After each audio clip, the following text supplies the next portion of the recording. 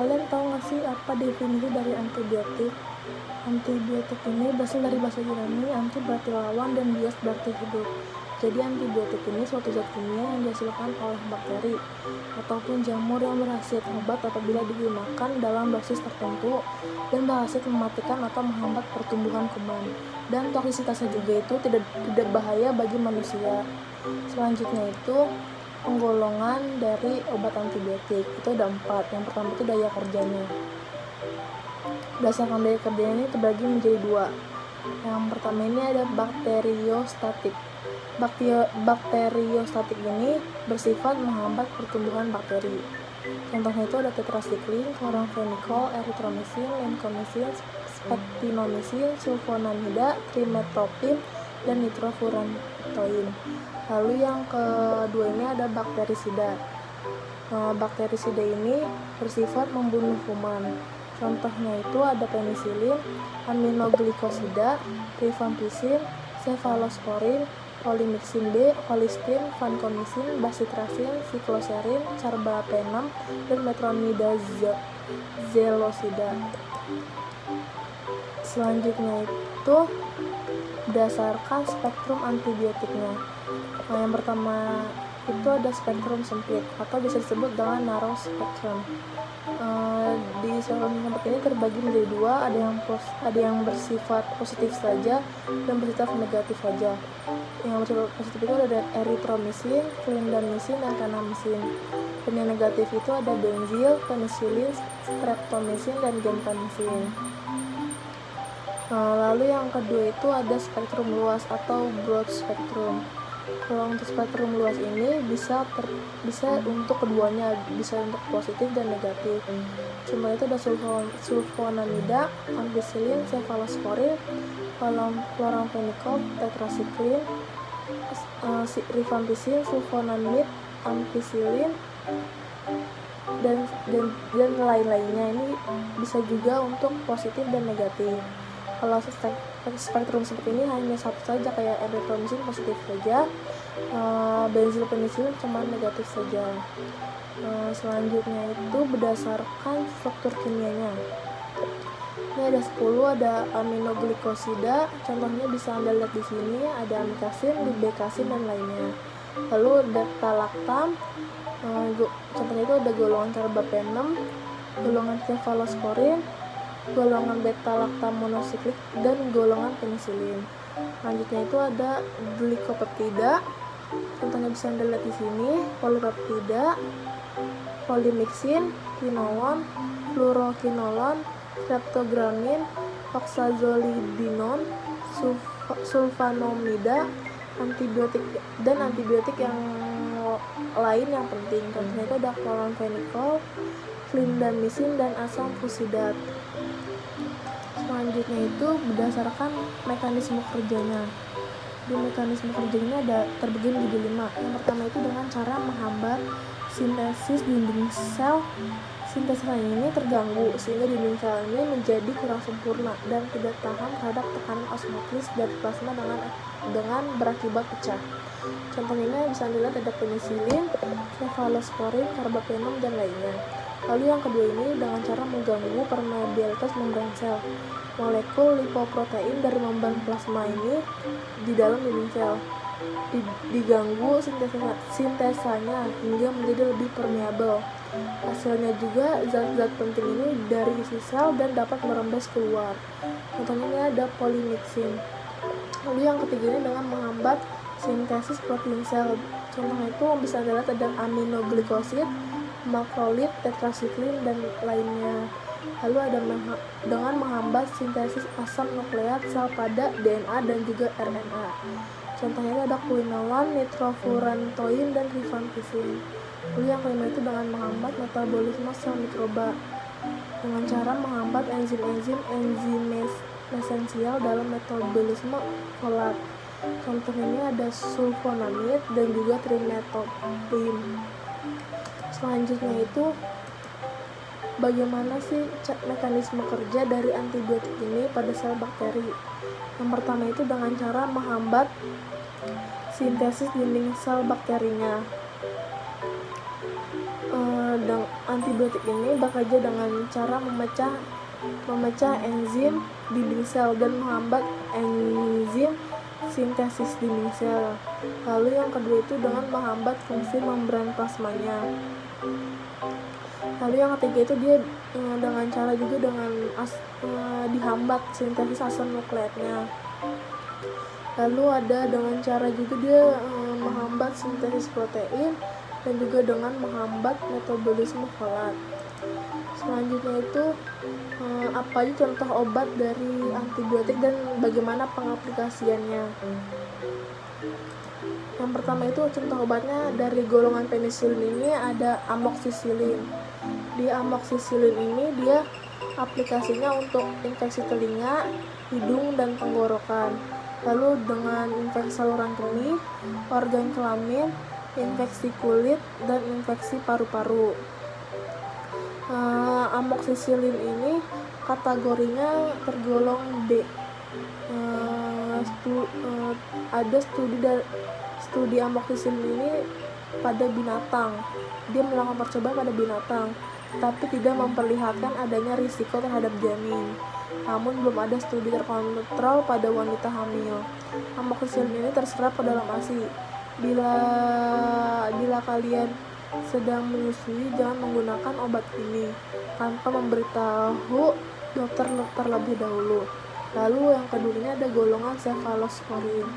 Di golongan cefalosporin ini contohnya ada cefixin. Pengaplikasinya untuk faringitis, radang amandel, bronkitis, otitis media, dan infeksi saluran kemih dan gonorea. Cefixin ini sudah kategorinya B, sama kayak amoxicillin tadi. Selanjutnya itu contohnya itu ada golongan aminoglikosida. Di golongan aminoglikosida ini ada amikasin. Amikasin ini untuk mengatasi infeksi bakteri seperti infeksi pada selaput otak, sumsum tulang belakang, darah juga, perut, paru-paru, kulit, tulang, persendian ataupun saluran kemih. Amikasin ini kategorinya D, jadi jangan mengonsumsi ini tanpa anjuran dari dokter. Lalu ada golongan makrolid.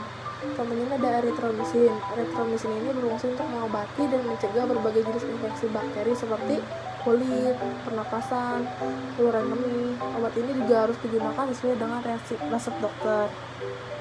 Eritromisin ini kategorinya masih B, jadi harus pengawasan dari resep dokter. Sekian penjelasan saya mengenai obat antibiotik. Selanjutnya saya akan menjelaskan materi obat emesis. Obat emesis.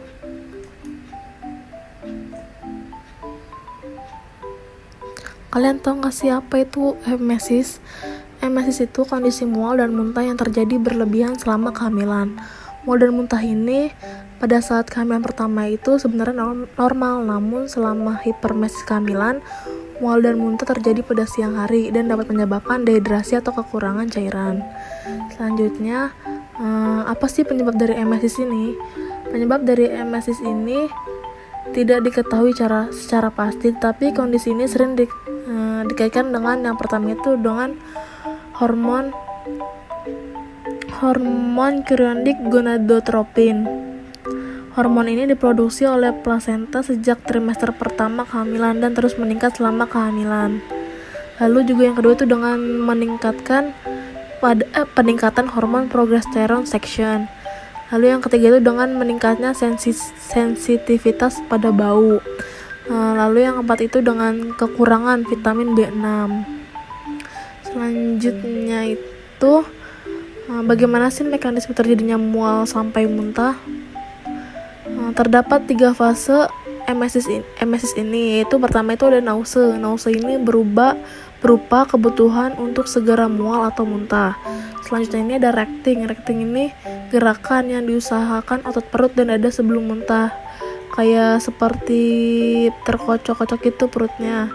Lalu ketiga ini ada vomiting atau muntah, yaitu pengeluaran isi lambung yang disebabkan oleh retroperistalsis GI. Jadi semua cairan tuh keluar semua melalui mulut. Selanjutnya itu bagaimana sih proses dari terjadinya muntah ini? Yang pertama itu otot-otot abdomen dan diafragma itu berkontraksi. Lalu terjadi gerakan peristaltik terbalik ini dimulai dan menyebabkan isi usus ini mengalir balik ke dalam lambung serta menimbulkan distensi lambung. Selanjutnya itu lambung mendorong diafragma ke arah kafum toraks sehingga terjadi kenaikan tekanan intratoraks. Selanjutnya itu tekanan ini memaksa sfinkter esofagus bagian atas untuk terbuka sehingga glotisnya tertutup dan palatum mulai menyekat nasofaring. Yang terakhir ini tekanan dari sfinkter esofagus ini memaksa isi lambung melewati sfinkter untuk disemburkan keluar melalui mulut dan terjadilah proses muntah. Selanjutnya ini ada penggolongan obat antiemetik. Yang pertama ini ada antagonis serotonin 5H3, lalu ada corticosteroids, yang ketiga ada antagonis reseptor neurokinin, yang keempat ada penotiazin dan butopenon, yang kelima ada antitamin, yang keenam ada cannabidiol, yang ketujuh ada benzodiazepines, lalu yang ketujuh ada benzodiazepines, yang ke-8 ada substitut benzamides. Selanjutnya itu bagaimana sih mekanisme kerja obat dari antiemetik ini? Obat antiemetik ini bekerja dengan cara menghambat senyawa dan neurotransmitternya. Neurotransmitter ini spesifik di dalam tubuh. Senyawa tersebut ini dapat memicu timbulnya dari reaksi seperti mual dan muntah pada banyak kondisi ini. Selanjutnya contoh obatnya dari antiemetik dan bagaimana aplikasi dalam pengobatannya. Yang pertama itu ada ondansetron. Ondansetron ini obat yang digunakan untuk mencegah serta mengobati mual dan muntah yang bisa disebabkan oleh efek samping dari kemoterapi, radioterapi atau operasi. Ondansetron ini termasuk dari golongan antagonis serotonin 5H3. Ondansetron ini masuk ke golongan kategori B. Ini ada contoh gambar dari ondansetron. Selanjutnya itu ada metoclopramid. Metoclopramid ini termasuk ke golongan substitut benzamides. Obat ini juga digunakan untuk meredakan mual dan muntah yang bisa disebabkan oleh penyakit asam lambung, efek samping dari prosedur bedah, kemoterapi, dan juga radioterapi. Metoclopramid ini masih dalam kategori B. Selanjutnya itu ada diphendramin. Diphendramin ini termasuk ke golongan antihistamin dan anticholinergic drugs. Obat ini meredakan gejala akibat reaksi alergi, rinitis alergi, dan common cold dingin. Obat ini juga dapat digunakan untuk mengatasi pada saat mabuk perjalanan serta kondisi tremor dan kaku otot pada penderita Parkinson. Ini ada contoh gambar dari diphendramin. Diphendramin ini kategorinya juga masih B. Sekian dari materi emesis.